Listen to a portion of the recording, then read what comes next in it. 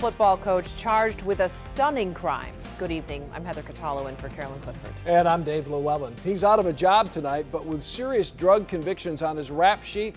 Why was he hired in the first place? 7 Investigator Jim Kiertzner is live in New Haven where this is all playing out. Jim, what did the superintendent say? Heather and Dave, the superintendent talked with me, but reluctantly, as you will see. This coach was hired out here through a third-party contracting firm. They tell me that it's the responsibility of school officials to do criminal background checks. And this guy we're talking about, his name is Derrick Clark. He was the Endeavour Middle School football coach for the last 2 seasons. You said to me a minute ago you were aware that he had some criminal past. Not to the extent of what you're sharing with me now. What was your understanding of it? I don't want to make any more comment about it at this time. This is 31-year-old former football coach Derrick Clark. When he was hired by the superintendent here in New Haven, Clark had been convicted of running a drug house and drug possession. He served probation from 2009 to 2014. He was hired here at Endeavour Middle School as the football coach 2 seasons ago. 2 years ago when he was hired. Did something fall through the cracks here, sir? I would not say that at this time, no. Clark now faces serious sex charges in Macomb County. CSC, 3rd degree, pandering, racketeering. Police say he sold his girlfriend for sex with online ads dozens of times over several months, threatened her and her kids to go to Child Protective Services. At least one John, one of the guys who paid, is cooperating. Well, it sounds to me like it's another NASA case. Am I right? Just like Michigan State? Yes.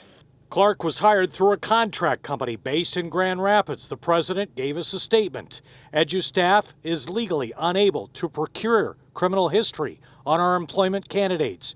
We require an employee candidate to be fingerprinted, and their criminal history is transmitted to the district or districts that they would like to be placed on assignment with. A district will review the criminal history against state and district requirements and then give the staffing supplier, meaning this company, a thumbs up or a thumbs down. And Coach Clark is not the only one they've supplied.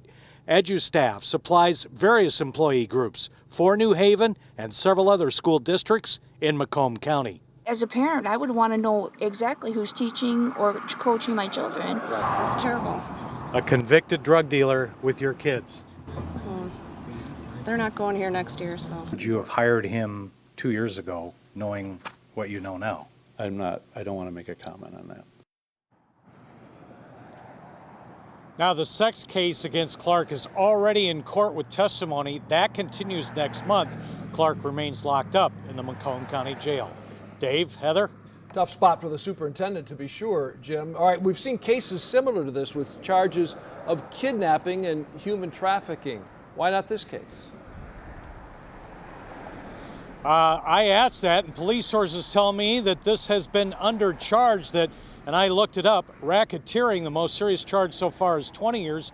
Human trafficking can be up to life. No comment tonight from Macomb County Prosecutor Eric Smith. All right, Jim, thank you very much. Jim Kiertzner reporting live tonight from New Haven.